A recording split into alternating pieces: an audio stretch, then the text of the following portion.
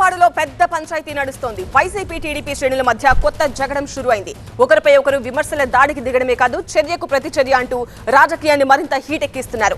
నెల క్రితం ధరణికోటలో వైసీపీ కార్యాలయానికి నిప్పు పెడితే ఇప్పుడు క్రోసూరులో టీడీపీ ఆఫీస్ తగలబడిపోవడం రాజకీయ రచ్చరేపుతోంది. వైసీపీ టీడీపీ శ్రేణులు ఒకరిపై ఒకరు తీవ్ర విమర్శలు చేసుకుంటున్నారు. క్రోసూరు పార్టీ ఆఫీసును వైసీపీ శ్రేణులే తగలబెట్టారంటూ టీడీపీ మండిపడుతుంటే, ధరణికోటలో వైసీపీ కార్యాలయానికి టీడీపీ నేతలే నిప్పంటించారంటూ ఒకరిపై మరొకరు మాటల యుద్ధానికి దిగుతున్నారు. మరోవైపు క్రోసూరులో ఉద్రిక్తత కొనసాగుతోంది. మాజీ ఎమ్మెల్యే కుమాలపాటి శ్రీధర్, టీడీపీ అభ్యర్థి భాష్యం ప్రవీణ్ పెద్ద ఎత్తున ర్యాలీ చేపట్టారు. దీంతో ముందు జాగ్రత్తగా క్రోసూరులో భారీగా పోలీసులు మోహరించారు. టీవీ9 ప్రతినిధి నాగరాజు మరింత సమాచారం అందిస్తారు. నాగరాజు, క్రోసూరులో ప్రస్తుత పరిస్థితి ఏంటి? పోలీసులు ఏమంటున్నారు? పెదకూరపాడులో మామా అల్లుల మధ్య ఫైట్ ఆసక్తికరంగా మారింది. ప్రస్తుతం క్రోసూరులో అయితే కొద్దిసేపటి క్రితమే క్లూస్ టీమ్స్ అన్ని కూడా ఎక్కడైతే పార్టీ కార్యాలయం తగలబడిపోయిందో రాత్రి అక్కడికి చేరుకున్నాయి, ఆధారాలు అయితే సేకరిస్తున్నాయి. మరొక వైపు సీసీ కెమెరాల ద్వారా నిందితుల కదలికలను గుర్తించే పనిలో కూడా పోలీసులు ఉన్నారు. చాలా సీరియస్గా రాత్రి జరిగిన తర్వాత ఘటనకు సంబంధించిన వారిని వెంటనే పట్టుకునేందుకు కూడా ఇప్పటికే పోలీసులు అయితే ముమ్మర ప్రయత్నాలు చేస్తున్న పరిస్థితి కనిపిస్తుంది. కానీ ఓవరాల్గా చూసుకున్నట్లయితే నెల రోజుల వ్యవధిలో ఒకవైపు వైసీపీ పార్టీ కార్యాలయం తగలబట్టడం, మరొక వైపు రాత్రి టీడీపీ కార్యాలయం తగలబట్టడం కూడా ఒక్కసారిగా ఆందోళన అయితే రేకెత్తిస్తుంది. ఎందుకంటే పార్టీ కార్యకర్తలు కూడా ఒకరి మీద ఒకరు ఆరోపణలు చేసుకుని చాలా ఆగ్రహవేశాలు వ్యక్తమవుతున్న పరిస్థితి అయితే మనకు ప్రస్తుతం పెదకూరపాడులో కనిపిస్తూ ఉంది. సుమారుగా నెల రోజుల క్రితం అంటే భాష్యం ప్రవీణ్ టీడీపీ ఇన్ఛార్జిగా ప్రకటించిన తర్వాత మరుసటి రోజే ధరణికోటలో ఏదైతే వైసీపీ పార్టీ కార్యాలయం ఉందో దానికి ఇద్దరు కార్యకర్తలు, టీడీపీ కార్యకర్తలు నిప్పిపెట్టారు. ఆ తర్వాత ఆ ఇద్దరు కార్యకర్తలను కూడా అరెస్ట్ చేశారు. వారితో పాటు ఆ ఘటనలో ఉన్న మరికొంతమందిని కూడా అరెస్ట్ చేసి జైలుకు పంపించడం జరిగింది.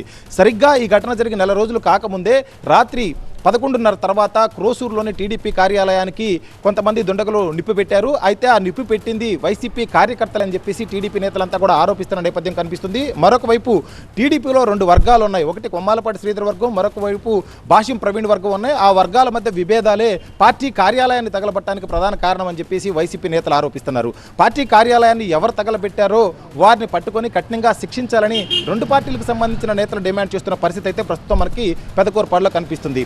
ఓవరాల్గా ఈ రెండు ఘటనలతో పార్టీల మధ్య అయితే చాలా విభేదాలు వచ్చాయి. పార్టీలకు సంబంధించిన కార్యకర్తల మధ్య కూడా అంతే ఆగ్రహవేశాలు వ్యక్తమవుతున్న నేపథ్యం కనిపిస్తూ ఉంది. ఇవాళ భారీ ర్యాలీ కూడా నిర్వహించారు. మరొక వైపు వైసీపీ కూడా ఇప్పటికే ఈ మొత్తం ఘటనకు కూడా కారణం అంటే రాత్రి టీడీపీ కార్యాలయాన్ని తగలబెట్టడానికి 2 రోజుల క్రితం క్రోసూరులో ప్రజాగళం చంద్రబాబు సభ జరిగింది. ఈ చంద్రబాబు సభలో కొన్ని వ్యాఖ్యలు చంద్రబాబు ఆసక్తికరమైన వ్యాఖ్యలు చేశారు. ఏదంటే టీడీపీలో చేరతారు, పెదకూరపాడు ఎమ్మెల్యేగా గెలిచిన వైసీపీ అభ్యర్థి నంబూరు శంకర్రావు టీడీపీలో చేరతానంటే చేర్చుకోము అంటూ కూడా కొన్ని వ్యాఖ్యలు చేయడం జరిగింది. ఆ వ్యాఖ్యలని నంబూరు శంకర్రావు తీవ్రంగా కూడా ఖండించారు. ఎందుకంటే మా తాత ముత్తాతల నుంచి మేమంతా కాంగ్రెస్లో ఉన్నాం, నేను ఇప్పుడు వైసీపీలో ఎమ్మెల్యేగా ఉన్నాను, ఎట్టి పరిస్థితుల్లో కూడా టీడీపీలో చేరే ప్రశ్నే లేదు, కానీ ఒక దురుద్దేశపూర్వకంగా తన మీద తప్పుడు ప్రచారం చేస్తున్నారంటూ కూడా నంబూరు శంకర్రావు కామెంట్ చేయడం జరిగింది.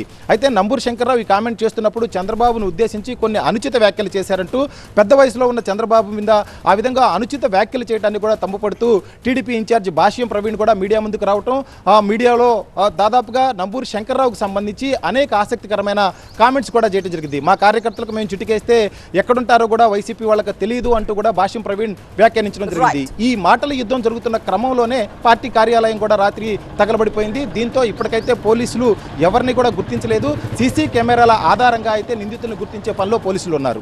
రైట్ నాగరాజు. ఇక తాడేపల్లి సిటీ కార్యాలయంలో కీలక డాక్యుమెంట్ల దగ్ధం రాష్ట్ర వ్యాప్తంగా హాట్ టాపిక్ గా మారింది. కీలక డాక్యుమెంట్ల దగ్ధంపై టీడీపీ ఆగ్రహం వ్యక్తం చేసింది. వైసీపీ ప్రభుత్వం అధికారంలోకి తిరిగి రాదని తేలిపోవడంతో ఇలాంటి చర్యలకు పాల్పడుతున్నారని తెలుగుదేశం నేతలు ఆరోపించారు. ఇదిలా ఉండగా ఫైళ్ల దగ్ధంపై సిట్ అధికారులు స్పందించారు. తాము దగ్ధం చేసిన పత్రాలు వేస్ట్ పేపర్లని పేర్కొంది. అసలు ఇంతకీ అవి దేనికి సంబంధించిన డాక్యుమెంట్స్? ఫైల్స్ దగ్ధం వెనక నిజాలేంటి? నిజంగానే వేస్ట్ పేపర్లా లేక ప్రతిపక్ష పార్టీకి చెందిన డాక్యుమెంట్సా అన్న ప్రశ్నలు అందరిలోనూ తలెత్తుతున్నాయి. మరింత సమాచారం మా ప్రతినిధి ఎంపీ రావు అందిస్తారు. ఎంపీ రావు, నిజంగా అవేమన్నా కీలక డాక్యుమెంట్లా లేకపోతే ప్రతిపక్షాలు ఆరోపిస్తున్నట్లు కీలక డాక్యుమెంట్లను సిట్ అధికారులే కాల్ చేశారంటున్నారు. మరి ఆ డాక్యుమెంట్లు దేనికి సంబంధించినవి? అంటే తెలుగుదేశం పార్టీ ఆరోపిస్తున్నట్లుగా అవేమీ కూడా ఒరిజినల్ డాక్యుమెంట్స్ అయితే కీలకమైనటువంటి పత్రాలు కావు అంటూ కూడా సిఐడి ఆల్రెడీ ఒక ప్రెస్ నోట్ ద్వారా క్లారిటీ ఇచ్చింది. తాడేపల్లి సమీపంలోని కుంచెరపల్లిలో సిఐడి సిట్ కార్యాలయం ఉంది. చంద్రబాబును అరెస్ట్ చేసినటువంటి సమయంలో చంద్రబాబును అక్కడే విచారణ చేశారు. ఆ తర్వాత రాజధాని Amaravati inner ring road alignment మార్పుకు సంబంధించి హెరిటేజ్కు లబ్ధి చేకూర్చే విధంగా కూడా వ్యవహరించారంటూ కూడా నారా లోకేష్ను కూడా సిఐడి అధికారులు అదే సిట్ కార్యాలయంలో విచారణ జరిపారు.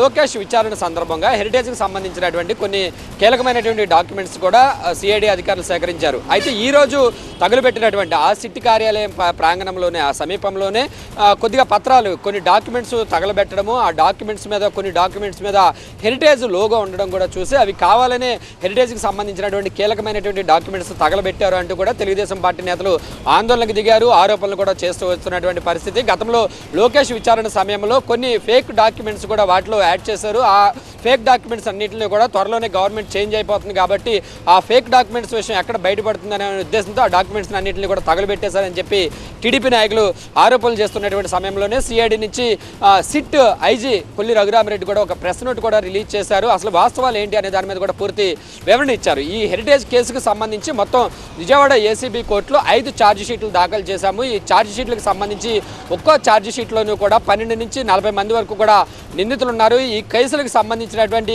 కేసు డీటెయిల్స్, ఆధారాలు, అలాగే ఇతర రిపోర్ట్స్ అన్నీ కూడా ఏసీబీ కోర్టుకి అన్ని కూడా సమర్పించేసాం. పూర్తి ఆధారాలన్నీ కూడా సమర్పించేసాము. ఇలా ఛార్జ్ షీట్లు దాఖలు చేసినటువంటి సమయంలో ఒక్కో ఛార్జ్ షీట్ కూడా 8,000 నుంచి 10,000 పేజీల ఛార్జ్ షీట్ వేస్తున్నాము. సో ఇన్ని వేల పేజీలు వేసినటువంటి సమయంలో కొన్ని పేజీలు వృధాగా అంటే జిరాక్స్ తీసేటటువంటి సమయంలో అవి ప్రింటింగ్ సరిగ్గా రాకో లేదంటే జిరాక్స్ మిషన్లో అడ్డుపడిపోవడం వల్ల కొన్ని పేపర్స్ అనేవి వేస్ట్ అయిపోతూ ఉంటాయి. అటువంటి వేస్ట్ పేపర్స్ను మాత్రమే ఈరోజు సిఐడి ఆఫీస్ సమీపంలో తగలబెట్టడం జరిగింది తప్ప ఎలాంటి కీలకమైనటువంటి పత్రాలు కానీ కేసుకు సంబంధించినటువంటి ఎలాంటి కీలక పత్రాలు కూడా తగలబెట్టలేదు. వేస్ట్ పేపర్స్ను తగలబెట్టడం వల్ల ఏంటి ఇబ్బంది అని చెప్పేసి కూడా ఒక ప్రెస్ నోట్ని కూడా రిలీజ్ చేశారు. కేవలం కావాలనే కొన్ని మీడియా సంస్థలు కానీ అలాగే కొంతమంది పార్టీ నేతలు కానీ సిఐడి మీద ఆరోపణలు చేస్తున్నారంటూ కూడా వివరణించే ప్రయత్నం కూడా సిట్ ఐజీ కొల్లి రఘురామరెడ్డి కూడా వివరణించారు. అయినప్పటికీ కూడా టీడీపీ నేతలు అయితే సిఐడి ఇచ్చినటువంటి వివరణతో కూడా సంతృప్తి చెందడం లేదు. దీని మీద ఎన్నికల కమిషన్కు ఫిర్యాదు చేస్తామని చెప్పేసి టీడీపీ నేత పట్టాభి కూడా కొద్దిసేపటి క్రితమే మీడియా సమావేశంలో ప్రకటించారు.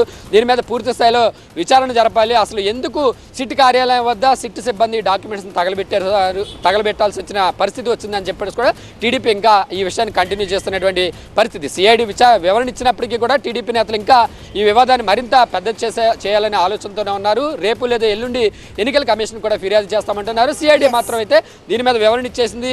సో ఎక్కడా కూడా ఎలాంటి ఫేక్ డాక్యుమెంట్స్ లేవు. గవర్నమెంట్ మారుతుందా మారకపోతుందా అనేది మాకు సంబంధం లేదు.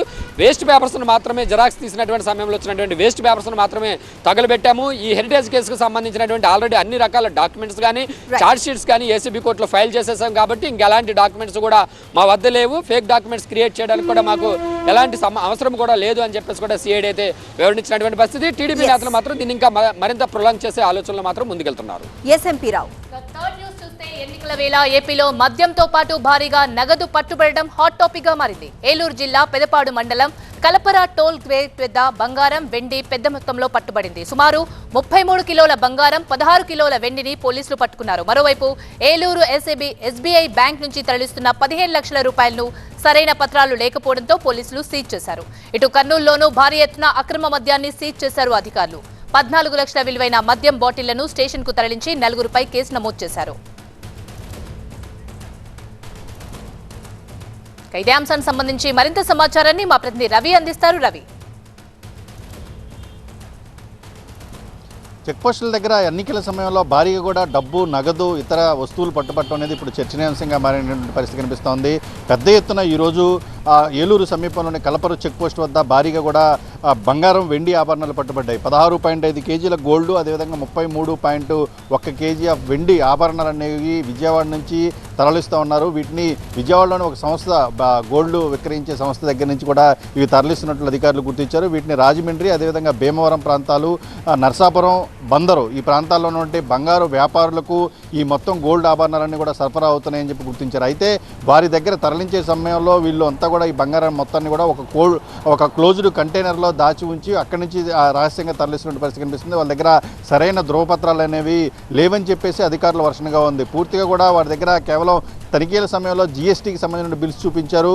అదేవిధంగా అమ్మినటువంటి వ్యక్తికి సంబంధించిన సంస్థకు సంబంధించినటువంటి సరైన ధ్రువపత్రాలు వారి దగ్గర లేవు అని చెప్పేసి ఎన్నికల అబ్జర్వర్గా ఉన్నటువంటి జాయింట్ కలెక్టర్, ఏలూరు జిల్లా జాయింట్ కలెక్టర్ లావణ్యాదేవి గుర్తించడం జరిగింది. వీటిని అధికారులకు కూడా అప్పగించారు. సరైన ధ్రువపత్రాలు కనుక సమర్పించినట్లయితే తగిన ఆధారాలు ఉంటే వీటిని విచారణ తర్వాత కూడా రిలీజ్ చేస్తామని కూడా అధికారులు చెప్తున్న పరిస్థితి కనిపిస్తుంది. మరోవైపు చూసుకుంటే హనుమాన్ జంక్షన్ నుంచి ఏలూరులోని ఎస్బీఐ బ్రాంచ్కి తరలిస్తున్నామంటూ సుమారు 16 లక్షల రూపాయలను మరొకరు తరలించడం జరిగింది. దీనికి సంబంధించి ఎక్కడ డబ్బులు విత్డ్రా చేశారు, ఎక్కడ డిపాజిట్ చేయబోతూ ఉన్నారు, ఎందుకు ఎవరు తరలిస్తూ ఉన్నారు అనే సంబంధించిన ఆధారాలు ఏవి కూడా వీరు చూపించకపోవడంతో ఈ 16 లక్షల రూపాయల నగదును కూడా పూర్తిగా కూడా అధికారులు స్వాధీనం చేసుకునే పరిస్థితి కనిపిస్తుంది. మరోవైపున ఆకివీడులో కూడా స్కూటర్ డిక్కీలో 12 లక్షల రూపాయలు తరలిస్తున్న నేపథ్యంలో వాటిని కూడా ఈ రోజే స్వాధీనం చేసుకోవడం ఒక చర్చనీయాంశంగా మారినటువంటి పరిస్థితి కనిపిస్తుంది.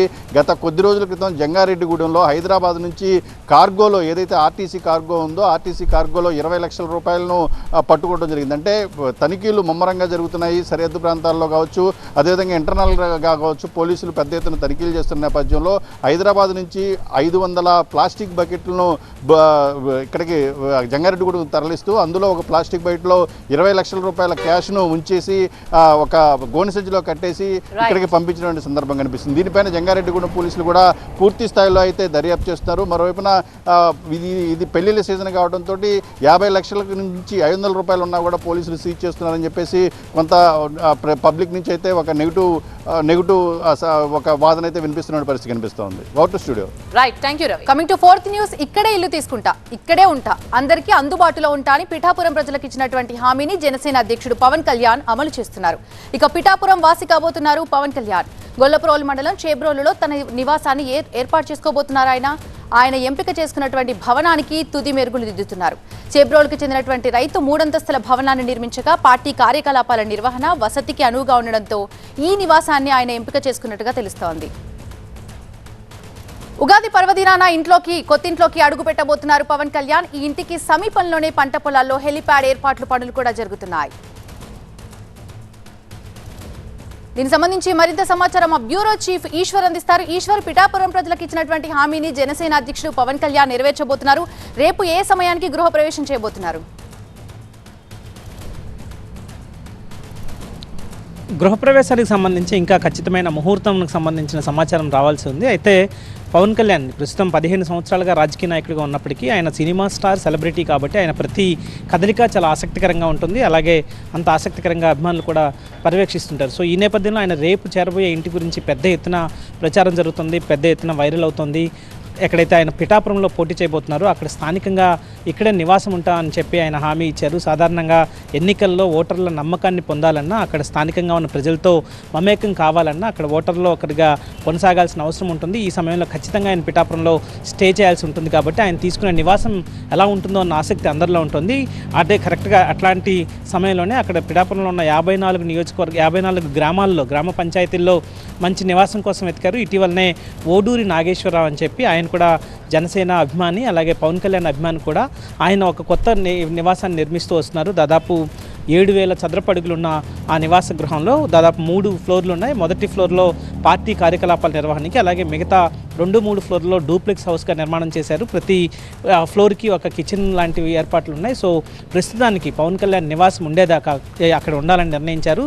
అందులోనే రేపు తన సతీమణితో వచ్చి ఆయన ఆ గృహప్రవేశం చేయబోతున్నారు. అందుకు ఏర్పాట్లు చాలా చురుగ్గా సాగుతున్నాయి. ప్రధానంగా పవన్ కళ్యాణ్ స్థానికుడు కాదు అన్న ప్రచారం ఎక్కువగా ఉంటుంది. ఆయన గెలిచిన తర్వాత ఇక్కడ ఎవరికి అందుబాటులో ఉండరు అన్న ప్రచారాన్ని మిగతా అపోజిషన్ ఖచ్చితంగా ఆయన సంబంధించిన ఆయన పైన పోటీ చేసే ప్రత్యర్థులు అదొక ప్రధాన అంశంగా తీసుకునే అవకాశం ఉంటుంది. సో దాన్ని కౌంటర్ చేయడానికి అక్కడ ఉన్న స్థానికులతో కనెక్షన్కి లేకపోతే కమిట్మెంట్కి ఆయన ఖచ్చితంగా అక్కడ ఉండాల్సిన నేపథ్యం ఉంది. కాబట్టి పవన్ కళ్యాణ్ అక్కడే ఉండి అక్కడి నుంచే రాష్ట్ర వ్యాప్తంగా పర్యటన చేసే అవకాశం ఉంటుంది. ఎందుకంటే సాధారణంగా ఆయన ఇచ్చే క్రెడిబిలిటీ, దానికి సంబంధించిన ఆయనకి స్థానికంగా ఆయన నివాసం ఉంటే తప్పనిచ్చి అక్కడ ప్రజల విశ్వాసాన్ని పొందలేరు. ఎంత స్టార్ అయినప్పటికీ, ఎంత పబ్లిక్ నుంచి రెస్పాన్స్ ఉన్నప్పటికీ కూడా అక్కడ స్థానికంగా నివాసం ఉండాలి. భవిష్యత్తులో ఆయన మనకు అందుబాటులో ఉంటారన్న ఒక నమ్మకాన్ని కలిగించాల్సిన నేపథ్యం, సందర్భం కాబట్టి ఆయన నివాసం అక్కడ ఉండడానికి నిర్ణయించుకున్నారు. సొంత ఇల్లు నిర్మాణం చేసుకునే వరకు ఆ ఇంట్లోనే ఉండబోతున్నారు. అయితే ఆ ఇంటికి ఒక పంట పొలాల్లో, ఒక చేబ్రోలుకి హైవే సమీపంలో పంట పొలాల్లో నిర్మించిన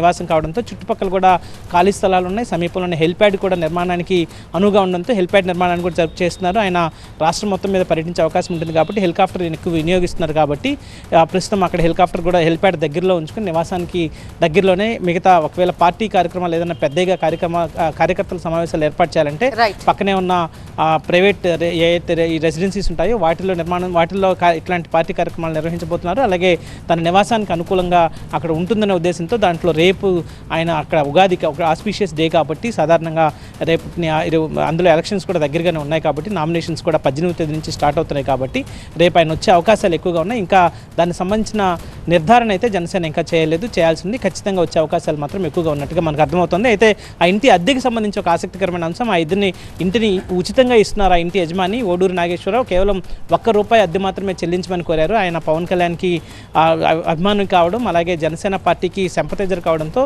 ఎలాంటి అద్దె తీసుకోకుండా కేవలం ₹1 అద్దెతోనే ఆ నివాసాన్ని అద్దెకిస్తున్నట్టుగా సమాచారం ఉంది. దీనికి సంబంధించి ఇంకా మరిన్ని వివరాలు తెలియాల్సిన అవసరం ఉంది. Thank you Eshwar.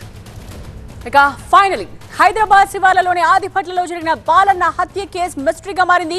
Nayeem dairy తెరవాలంటూ డిమాండ్లు ఎక్కువ అవ్వడం, ఆ సమయంలోనే కొడుకు అనురాగ్ బాలన్నను హత్య చేయడం అనుమానాలకు దారితీస్తోంది. నయీం అనుచరుడు కాబట్టి కొడుకుతో ఎవరైనా హత్య చేయించారా, నిజంగానే డ్రగ్స్ కు బారిసై కొడుకే బాలన్నను హత్య చేశాడా అన్న ప్రశ్నలు తలెత్తుతున్నాయి.